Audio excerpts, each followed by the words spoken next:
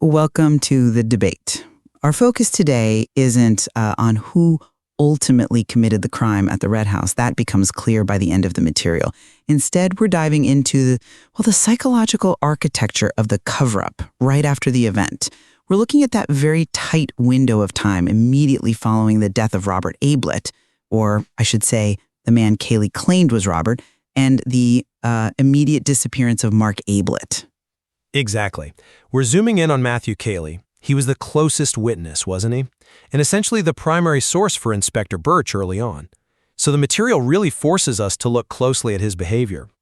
Was he genuinely acting like a distressed cousin caught in a terrible situation? Or, was he essentially playing a part from the start? Precisely. Kaylee is the gatekeeper of that initial narrative, and the core disagreement we're exploring today is how to interpret his very specific, often quite ambiguous actions in those early hours. Were they driven by a genuine, if perhaps panicked, loyalty to his cousin Mark? Or were they actually part of a calculated, almost cold-blooded effort designed to frame him? I'm going to argue that his initial, seemingly frantic efforts were— For me, Kaylee's actions seem far too precise, too manipulative, to just be chalked up to emotional confusion or panic. His conduct doesn't really show the muddle of a loyal friend in crisis. It looks more like the intellectual rigor of an antagonist setting a trap. Every piece of evidence he managed, or perhaps mismanaged, from the state of that locked door to the details of the supposed escape, it all seems to point toward a plot designed, maybe even premeditated, to secure Mark's downfall. Okay, well, let's start with the story Kaylee actually tells the police right when Mark is discovered missing. Kaylee offers a theory almost immediately, doesn't he? He suggests Robert Ablett came looking for trouble, maybe produced a revolver, Mark struggled for it, and crucially, it went off accidentally.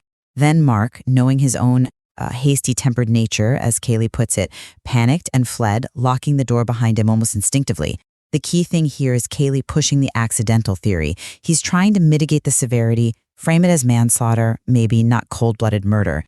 He even tells Gillingham later, "I've known Mark for a very long time," suggesting this deep protective bond.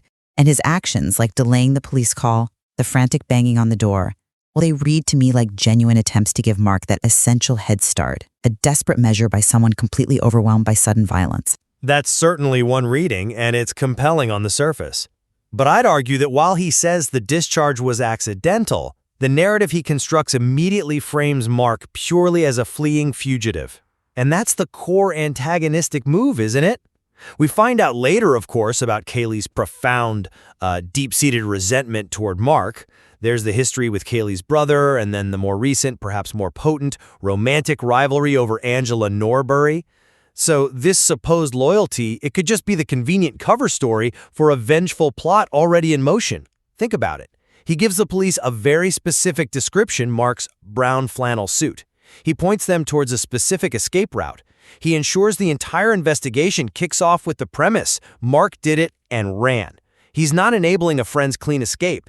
He's building an airtight case for Mark's disappearance and therefore his guilt. But let's pause on the physical evidence that first seems to trouble Gillingham, the locked door and then the whole business with the keys. When they find the office door locked, apparently from the inside, Kaylee's first reaction is trying to force it, right? Then he seems to quickly accept Gillingham's sort of speculative idea that Mark might have locked himself in to avoid being interrupted. To me, that shows a mind scrambling, racing to find any plausible explanation that fits the immediate facts and protects Mark's reputation from the worst possible interpretation, premeditation. Kaylee supplying plausible cover for what looks like chaos. I'm just not convinced it's chaos because the deception around those keys moves beyond just an impulsive reaction. It feels much more like methodical planning. Remember, Gillingham eventually figures out that Kaylee, later, during a brief window when Gillingham and Beverly are absent, altered the locations of other keys downstairs, specifically moving the billiard room key from its usual spot outside the door to the inside. Now, why do that? Why that specific sneaky action? It seems pretty clear it's because Gillingham's early thinking about the office door lock threatened Kaylee's whole story, the story that Mark locked it from the inside before somehow escaping. Kaylee needed to create this false sense of how keys were normally kept in the house, making his office door theory seem less unusual. That level of careful misdirection, ensuring consistency across multiple rooms just to protect one lie, well, that screams calculated intent to me, not just a panicked effort to cover up a spontaneous mistake. Okay, I see the power of that analysis. The billiard room key is definitely problematic, but couldn't it still align with a psychological reaction that follows the initial panic? My thinking is, Kaylee panicked. He told an impulsive lie that Mark locked the door instinctively while fleeing. Then, under Gillingham's quite sharp scrutiny, he realizes, oh wait, the usual arrangement of keys in this house contradicts my story. So the secret moving of the billiard room key becomes this excessive, maybe even foolish overcorrection. It's an attempt to cover the inconsistency created by his first loyal but false statement. His main goal, arguably, was still maintaining that accidental homicide theory. He couldn't let a seemingly trivial detail, like where keys are usually kept, undermine that whole narrative. Because if the police concluded Mark had locked the door from the outside before fleeing, well, that implies premeditation, doesn't it? And that's the very thing Kaylee was trying to steer them away from initially. You're granting Kaylee the benefit of the doubt that his initial panic was rooted in protection. But I think his subsequent actions just completely undermine that charitable view. Let's move to the second major point. The whole fabrication of the escape narrative, the window, the clothes. You might suggest, as the advocate, that Kaylee guiding the inspector to the open window, pointing out broken twigs, even suggesting the pond be dragged, that this is just damage control. Kaylee trying to give the police some viable theories, suicide maybe, or desperate flight just to get the case closed quickly and stop Mark's name being dragged through the mud for years. Exactly. Is an overwhelmed host trying to provide some kind of narrative closure. Mark has vanished. The most likely conclusions for the authorities are flight or suicide, right? Kaylee, as the main source of information on the scene, simply provides the path of least resistance for the investigation. It might seem cynical, yes, but it's arguably consistent with trying to manage the public fallout of a terrible family crisis. But the evidence suggests Kaylee didn't just suggest flight, he meticulously staged it. Gillingham works out that Kaylee must have opened the window of the adjacent room later, quietly, after securing the interconnecting door to muffle any sound. That indicates a careful staging of the escape route, not just pointing things out. And then, even more damning, is the discovery that Kaylee disposed of Marcus' signature brown flannel suit and his underclothes in the pond, likely during the night.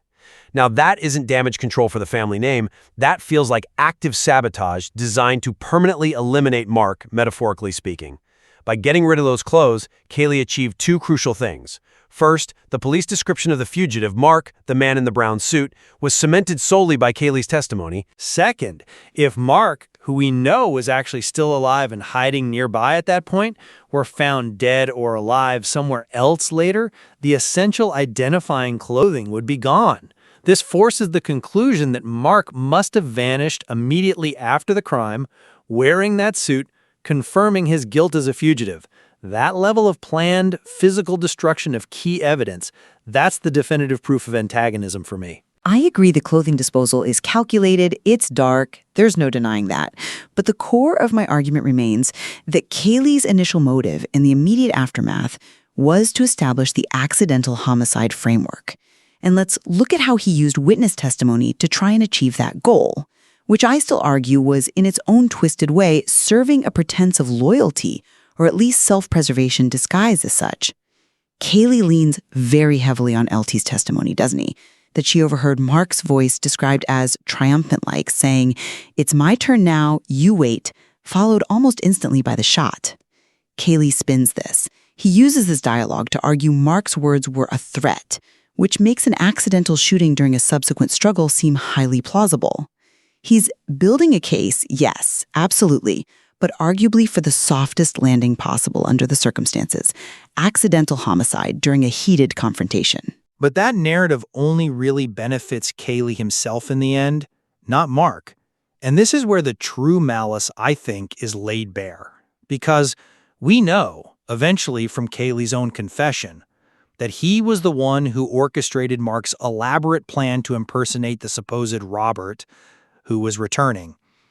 Kaylee knew the actual context of Elsie's overheard words. It was Mark, playing the part of Robert, gloating to Kaylee about a completely harmless practical joke they were planning on Miss Norris.